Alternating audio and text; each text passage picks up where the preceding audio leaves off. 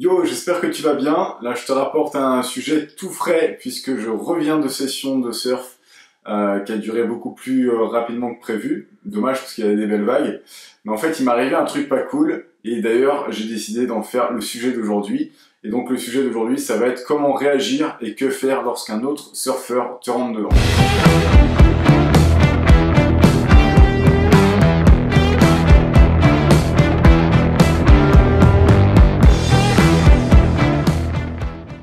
Donc tu l'auras bien compris, je me suis fait rentrer dedans tout à l'heure quand j'étais à l'eau. Et heureusement, plus de peur que de mal, c'est-à-dire que moi, j'ai pas eu de dommages, l'autre surfeur non plus, par contre ma planche, elle a pris cher. Donc du coup, je vais t'expliquer un petit peu dans quelles circonstances se sont passés les événements et comment j'ai réagi et qu'est-ce que je vais faire maintenant pour aller réparer ma planche. Donc pour te resituer le contexte, je venais de prendre une vague, donc j'étais tombé de ma planche, j'étais dans la zone d'impact.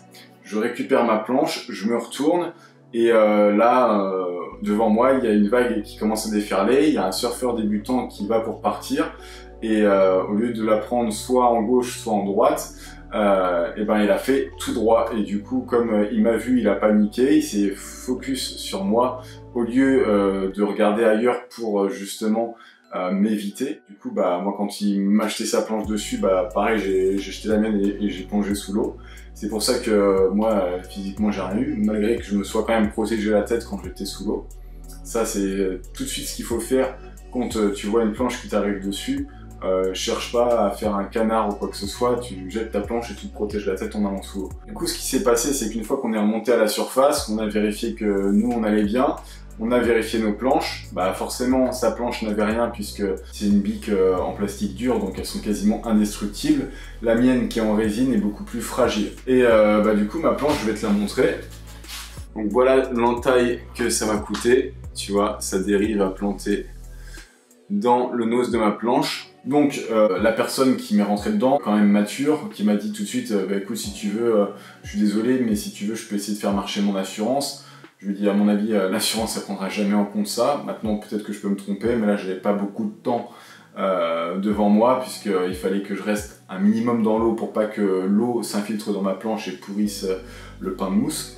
Du coup je lui dis écoute c'est pas grave, moi ça va j'ai rien, ça va peut-être me coûter un billet de 30 € pour la réparation, écoute voilà j'y vais et c'est comme ça parce que le temps qu'on sorte tous les deux, qu'on retourne au parking, tout ça, si ça avait été plus grave au niveau de ma planche, ou même si j'avais eu un dommage corporel, là effectivement je lui aurais demandé viens on sort et on va faire les choses comme il faut.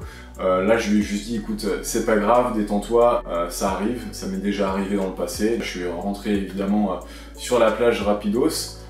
Bon effectivement hein, quand ça t'arrive ce genre de truc t'es pas content tu vois, bon, voilà il faut prendre sur soi, se dire voilà l'erreur est humaine et puis bon bah là c'est du matériel, c'est pas grave. Donc bah vite je suis rentré chez moi et puis tout de suite ce que j'ai fait c'est que au lieu de mettre ma planche en plein soleil puisque bah il y a de la wax quand même ça fond et puis même c'est pas trop bon de laisser une planche très longtemps en plein soleil comme en ce moment il fait super chaud, je l'ai laissé dans mon camion avec une fenêtre entrouverte parce que à l'intérieur il fait quand même bien chaud mais il y a un peu d'air qui circule donc du coup si tu veux ça permet d'évaporer un petit peu l'eau qu'il y a. Là j'ai entreposé ma planche ici juste pour te la montrer 2 secondes mais après je vais la remettre à plat. Donc maintenant que je suis au sec et que ma planche est bien à plat, ce que je vais venir faire ça va être de retirer toutes les imperfections autour de l'impact, c'est-à-dire les morceaux de résine qui dépassent, déjà parce que c'est un peu coupant.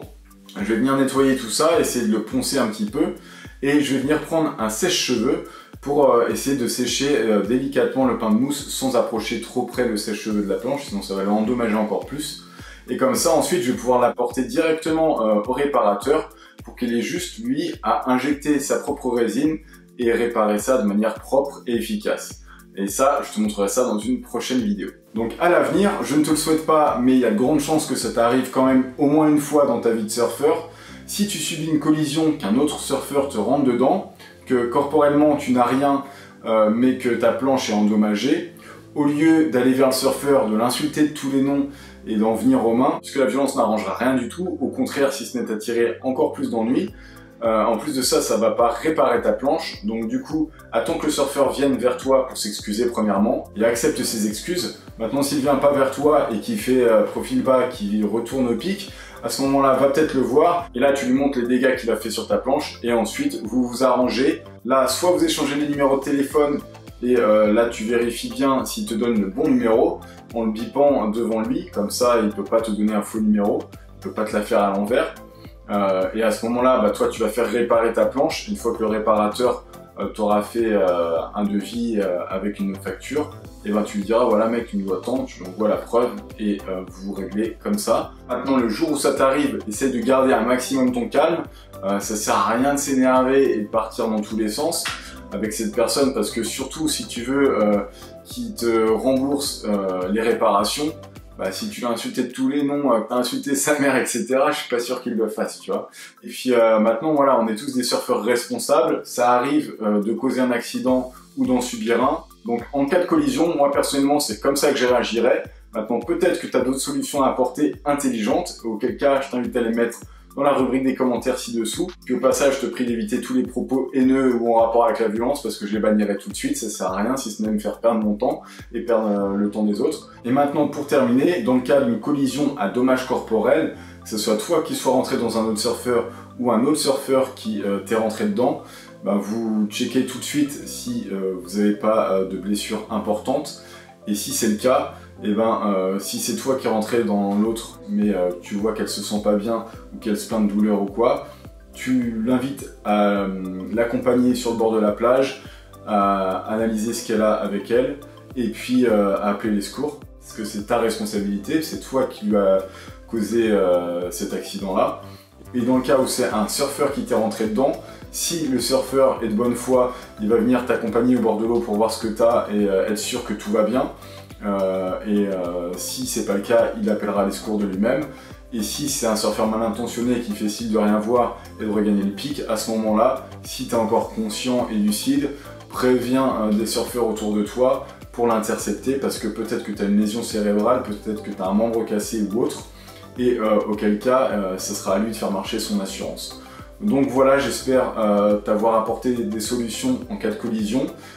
Peut-être que tu as déjà subi des collisions en tant que surfeur à l'eau dans ta vie. Si c'est le cas, bah, je t'invite à m'écrire un petit peu ton expérience en commentaire pour voir quelle solution on peut trouver encore une fois pour intervenir de manière intelligente et constructive. Voilà, sur ce, je te dis à très bientôt, prends soin de toi, ciao!